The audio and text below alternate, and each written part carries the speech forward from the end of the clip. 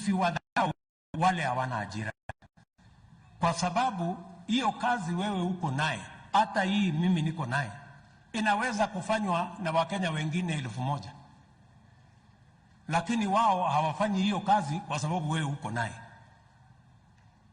Si namna hiyo? So ni jukumu letu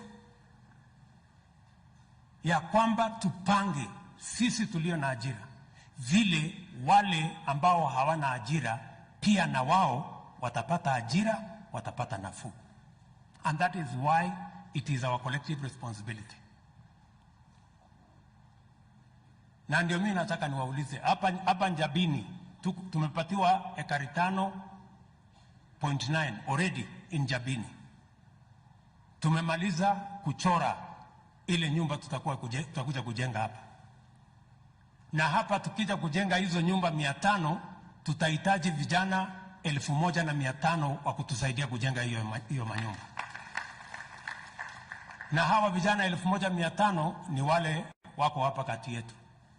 So the people we are trying to hire in our housing plan are fellow citizens of the Republic of Kenya. Ni watoto wetu, ni jamii zetu, ni Wakenya wenzetu.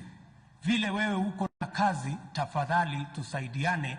Hata hawa watoto wetu ambao wanahangaika hawana kazi, tuwe na mpango hata na wao wapate nafasi ya ajira, wajisimamie, ndio tuwe na taifa ambayo sisi wote tutajivunia.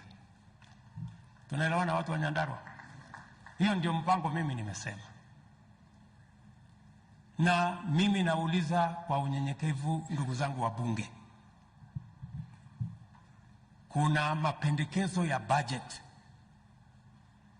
tumeifanyia kazi, tunaleta bunge.